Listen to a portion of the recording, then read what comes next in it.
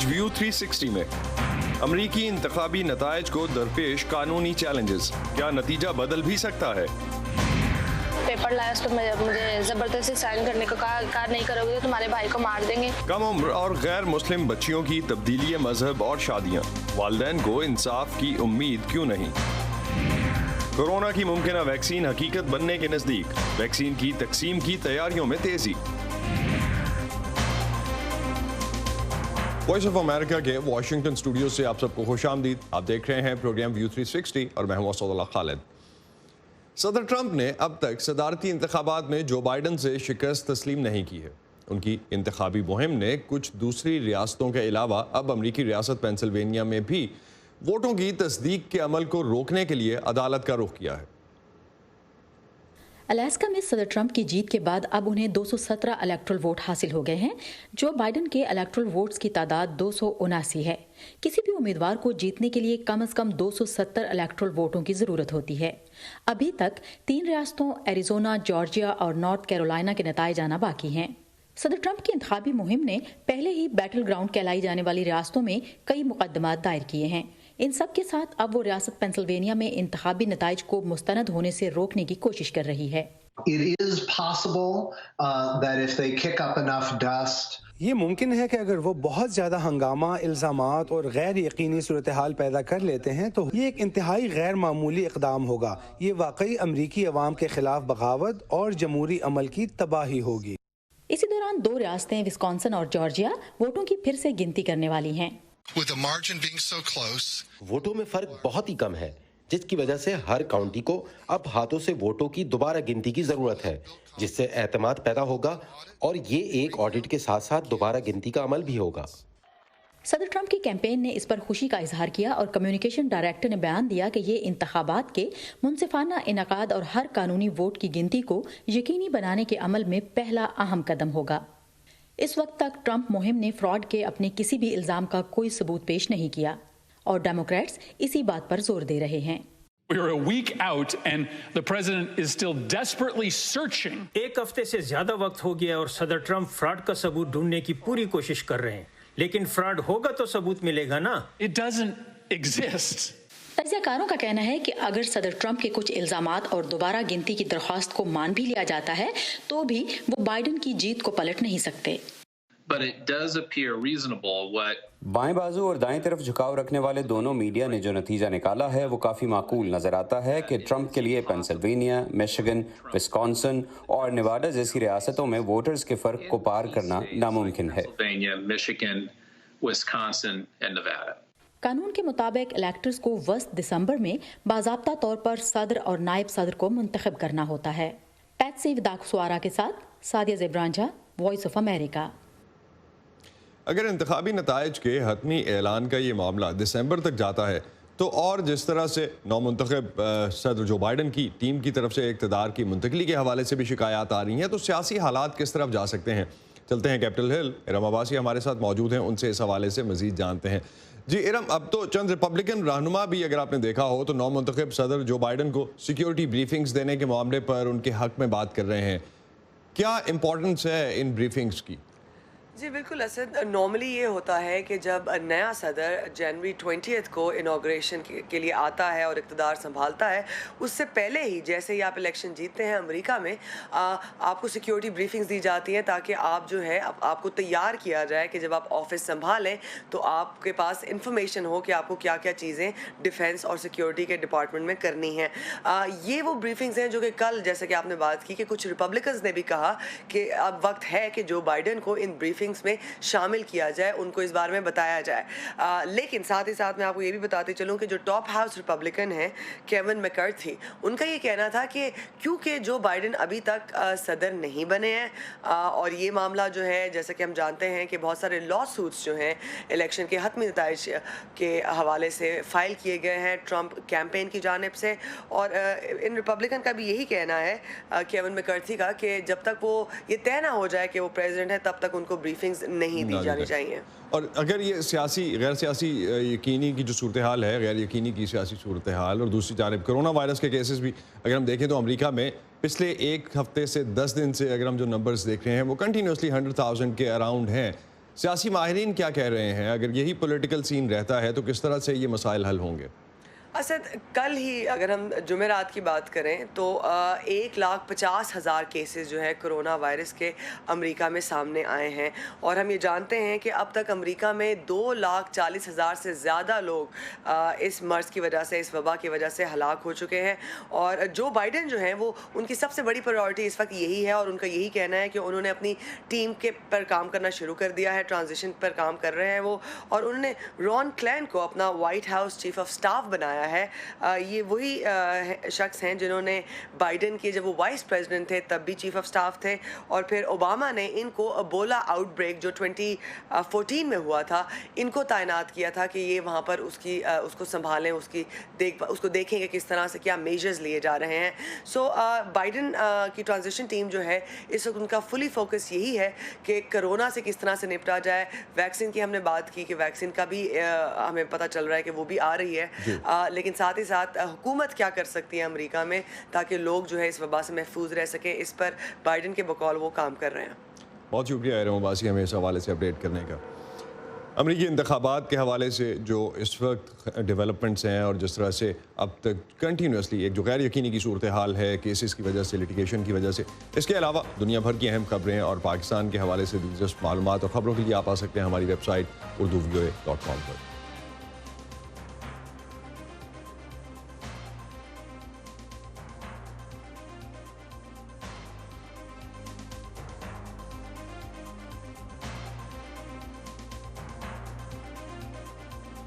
पाकिस्तान के सूबा सिंध से अक्सर हिंदू लड़कियों की जबरी तब्दीली मजहब और शादी के वाक़यात सुनने में आते हैं, लेकिन इस बार कराची शहर से एक 13 साला मसीही लड़की का केस सामने आते ही जबरी तब्दीली मजहब के मामले पर फिर से बहस शुरू हुई।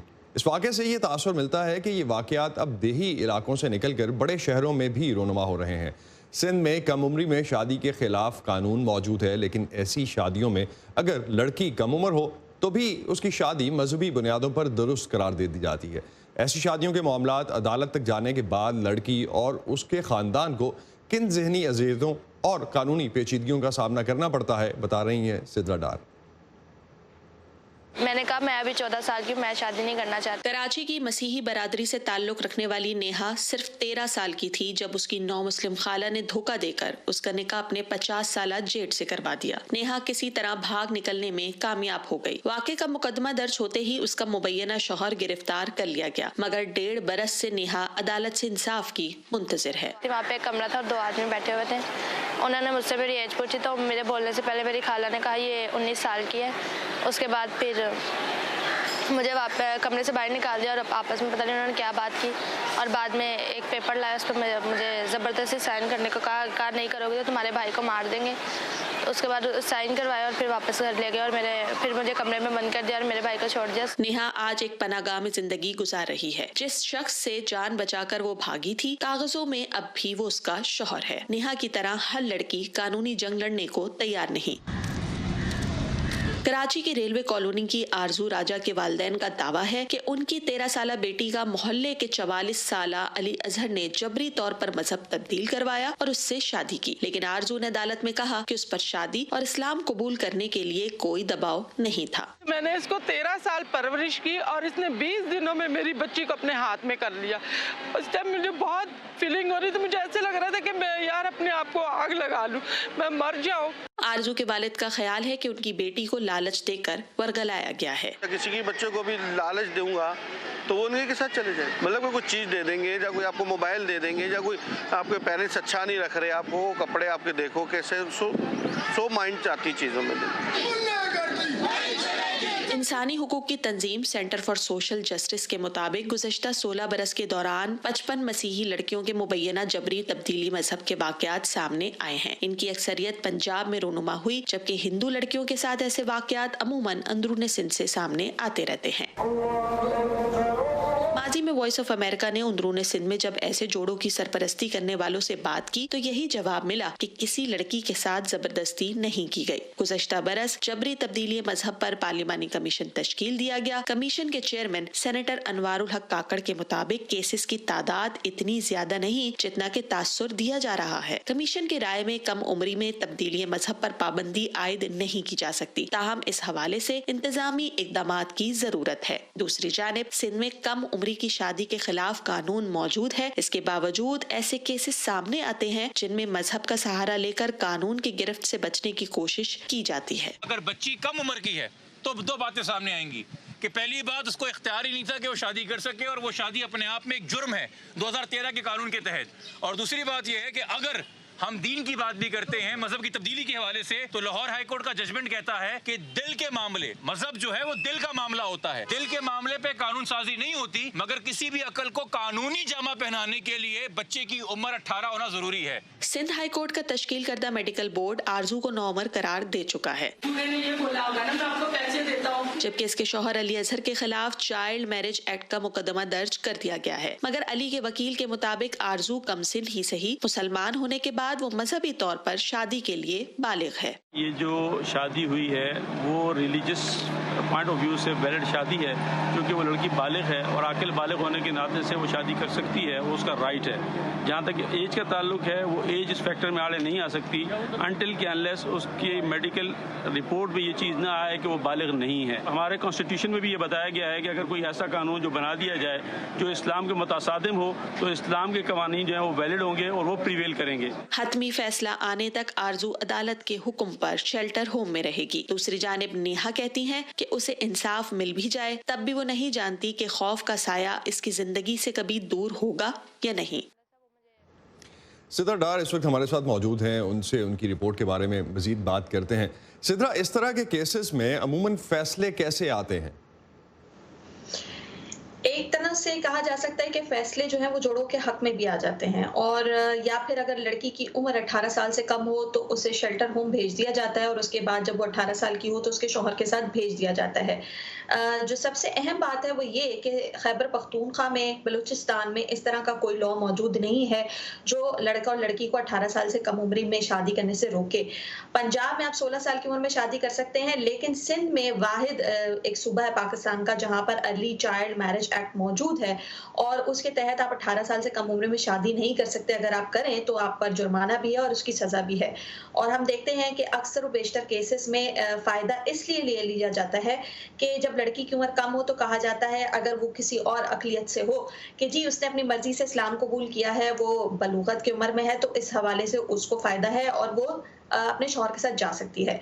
तो अदालत में ये फैसले यूं ही होते हैं कि लड़की अदालत में जाके बयान दे और कहे कि मैं अपनी मर्जी से शादी की है और मैंने अपनी मर्जी से मजहब तब्दील किया है, तो फिर अदालत उनको आगे जाने देती है, अपने शौहर के साथ वो रह सकती है। राइट। तो अगर सिंध में, जिस तरह से आपने कहा कि सिंध में early child marriage restrain act जो है 2016 से मौजूद है, इसके अलावा पंजाब में आपने कहा कि 16 साल की उम्र है और KPK और बलूचिस्तान में ऐसी कोई ऑप्शन नहीं है, तो इस पूरे किस्से में जोड़ों का एक सूबे से दूसरे सूबे में चले जाना, वहाँ जाके निकाह कर लेना, ऐसे भी वाक़यात रिपोर्ट होते हैं? बिल्कुल, इस हवाले से हमारी सूबाई वजीर जो है ख़वातीन की बहबूद की शाइला रज़ा, उनसे बात हुई और उन्होंने कहा कि चूँकि सिंध के अंदर ये कानून एग्जिस्ट करता है तो बहुत सारे जोड़े अपने आप को इससे बचाने के लिए दूसरे सूबे में जाकर भी शादियां कर लेते हैं। हमने उनसे ये भी जानने की कोशिश की कि जब एक एक्ट नाफिज हो चुका है, सिंध असम्बली उसे पास कर चुकी है, तो उसके बावजूद सिंध से ऐसी शिकायत क्यों आती हैं कि हिंदू जो अकलियती हैं उनकी लड़कियों की जबरी मजहबी तब्दीली भी होती है और शादी भी हो जाती है और फिर वो केसेस अदालतों में आते हैं। क्या ये एक्ट होने के बावजूद इस पर अमल दरामद नहीं हो पा रहा? तो उनका कहना था कि कानून के आगे हम भी बेबस हैं, हम कानून साजी कर रहे हैं, हम कानून बना रहे हैं, लेकिन जब फैसले अदालतों में जाते हैं तो फिर हम भी अदालतों की तरफ देखते हैं। उनका मजीद इस बारे में कुछ यूं कहना था। जब हमने ये early child marriage restaurant act पास किया तो इस्लामी नज़रियाती काउंसिल की तरफ से ये बात आई کہ سندھ اسمبلی جو ہے اس نے غیر اسلامی جو ہے وہ پاس کیا ہے قانون اور اس کو ڈیزالو ہو جانا چاہیے، لیکن ہم نے اسٹینڈ کیا۔ بہت سارے کیسز ہم نے ہونے سے پہلے اور ہونے کے دوران روکے ہیں، جس کو ہم کہہ سکتے ہیں کہ مور دین 60 تو ہم نے یہ کیا ہے، لیکن قانون صرف یہ نہیں ہوتا کہ میں نے پیپر پہ بنا دیا، سائن کر دیا تو اس پہ امپلیمنٹیشن ہر جگہ ہو جائے، اور یقیناً کہ اس میں ہر سیگمنٹ کو اپنا کردار ادا کرنا ہے۔ سندھ میں اس لیے ہو رہا ہے کہ ایک تو قانون بھی ہے، دوسری بات جو ہمیں مسئلہ ہوتا ہے وہ یہ ہوتا ہے کہ تقریباً ہر لڑکی بازیاب ہوئی ہے، ہر لڑکی بازیاب ہوئی ہے، لیکن لڑکیوں نے جا کر کورٹ میں جو ہے وہ اسٹیٹمنٹ دیا کہ جی ہم نے اسلام قبول کر لیا، اپنی مرضی سے قبول کیا ہے،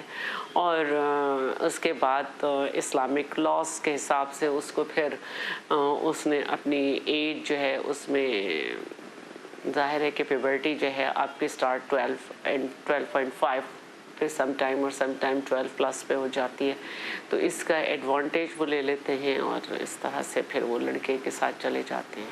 آپ کیا سمجھتی ہیں کہ جو اس طرح کی شادیاں ہو رہی ہیں جس میں مذہب بھی تبدیل ہو جاتا ہے اور کم عمری میں ہو جاتی ہیں، اس میں معاملہ کیا دو طرفہ ہوتا ہے یا کیا ایسے عوامل ہیں جس کی وجہ سے معاملات اس نہج تک پہنچتے ہیں؟ 100% یہ نہیں کہہ سکتے کہ اچانک ہی سب کچھ ہوا۔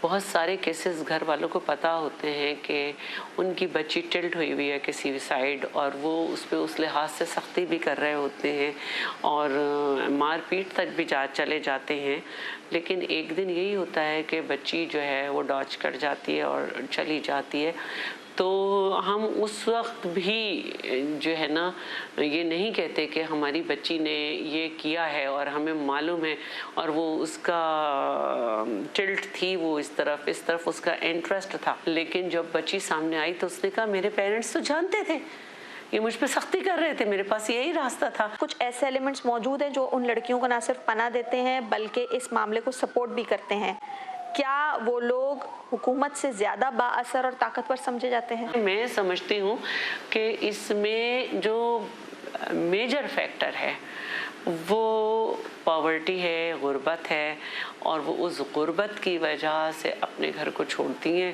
اور پھر ظاہر ہے کہ ضروری نہیں ہے کہ وہ صحیح ہاتھوں میں جائیں، اور پھر ان کے ساتھ آگے کیا ہوتا ہے یہ ایک بہت دردناک سلسلے ہیں۔ جب FIR کٹتی ہے تو اس کا مطلب ہے کہ حکومت ہے، جب عدالت تک بچی پہنچتی ہے، بازیاب ہوتی ہے تو حکومت ہے، جب عدالت تک بچی کو ہم پہنچاتے ہیں تو حکومت ہے، سیف ہاؤس تک بچی جاتی ہے تو حکومت ہے، لیکن جہاں پہ کورٹ کے فیصلے ہیں وہاں پہ ہم خود کورٹ کے آگے کھڑے ہیں،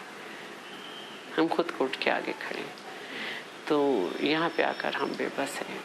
میوچول انڈرسٹینڈنگ موسٹلی جو ہے کیسز میں ہوئی ہے، مور دین 99% کیس میں میوچول انڈرسٹینڈنگ آ رہی ہے، لیکن دونوں سائڈ سے جو ہے وہ ریلیجیس کارڈ کھیلا جا رہا ہے۔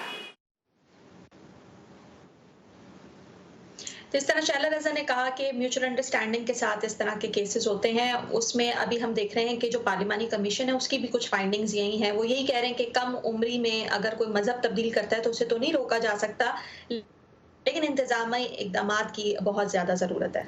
سدرا، آپ نے نیہا اور آرزو کا جو کیس اپنی سٹوری میں دکھایا، آرزو کے کیس میں آج کچھ پیش رفت ہوئی ہے، کیا رد عمل آ رہا ہے اس پہ؟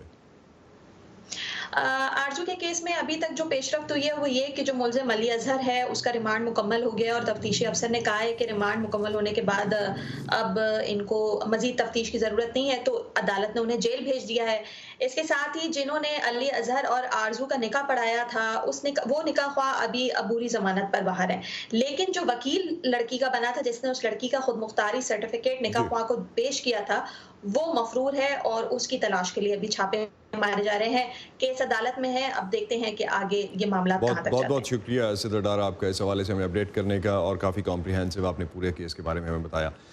ایک ایسے وقت میں جب اس ماہ کے آغاز سے ہی اب تک اگر ہم جائزہ لیتے ہیں تو نصف سے زائد امریکی ریاستوں میں نئے کورونا کیسز کی تعداد اپنی ریکارڈ سطح پر پہنچ چکی ہے۔ امریکی عوام کے لیے ایک ممکنہ ویکسین کی خبر ہوا کے جھونکے کی مانند تھی۔ ٹرائلز میں 90% مؤثر ثابت ہونے والی 2 ویکسینز کو کسی امید کی کرن سے کم نہیں مانا جا رہا۔ صبا شاہ خان بتا رہی ہیں کہ ویکسین کے حصول، ترسیل اور لوگوں کو اسے لینے پر آمادہ کرنا وہ چیلنجز ہوں گے جنہیں عبور کرنا اتنا آسان نہیں ہے۔ کووڈ 19 سے لڑنے کے لیے ایک مؤثر ویکسین اور پھر ہر بڑے شہر سے لے کر ہر چھوٹے دیہات تک اس کی 60 کروڑ خوراکوں کی دستیابی کو یقینی بنانا، یہ ہے وہ چیلنجز جن سے نمٹنا آپریشن وارپ اسپیڈ کی ذمہ داری ہے۔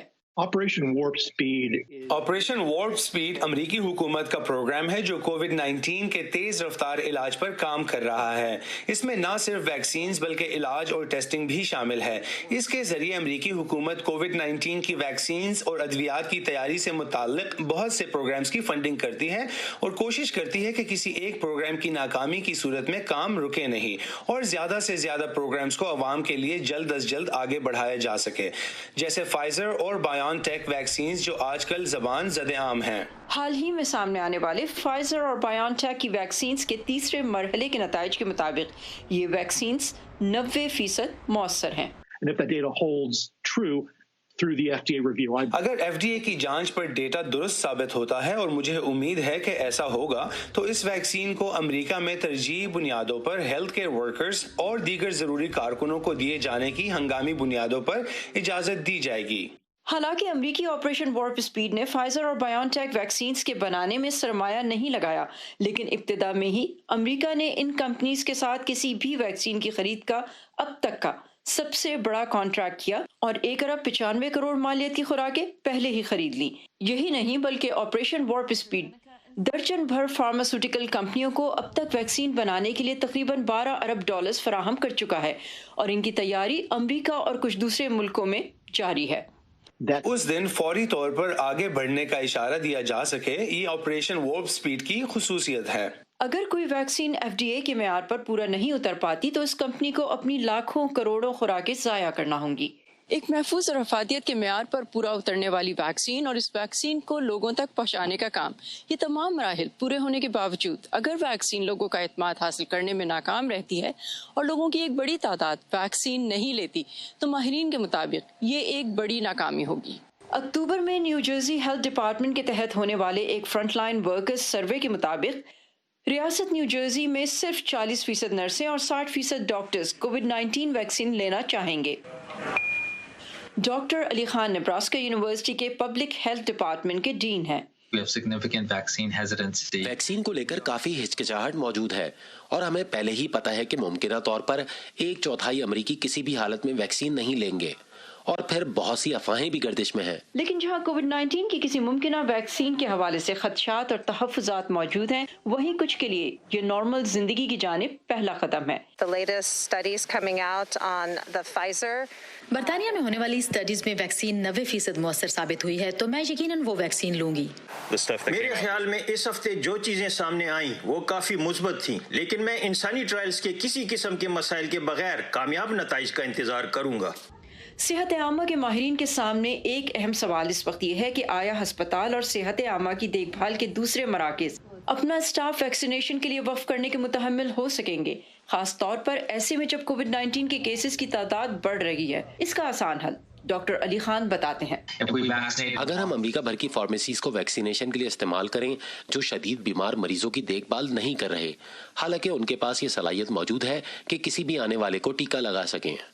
ڈاکٹر علی خان کے مطابق ویکسین کا ہونا کوئی سنہرا تیر نہیں، کیونکہ ویکسین ملنے کے باوجود بھی ہمیں احتیاطی تدابیر اور کانٹیکٹ ٹریسنگ جیسی تدابیر پر عمل پیرا رہنا پڑے گا اس وقت تک کے لیے جب تک کووڈ 19 کے وائرس پر قابو نہیں پا لیا جاتا۔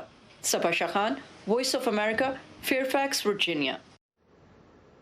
یہ تھا آج کا view 360۔ Stay safe, have a great weekend, اور پروگرام پہ اپنے فیڈ بیک کے لیے آپ آ سکتے ہیں facebook.com/VOA اردو کے پیج پر۔ اس کے علاوہ ٹویٹر اور انسٹاگرام پر ہمارا ہینڈل ہے @urduvoa۔ اب تک کے لیے اتنا ہی۔ اسد اللہ خالد کو اجازت دیجیے، خدا حافظ۔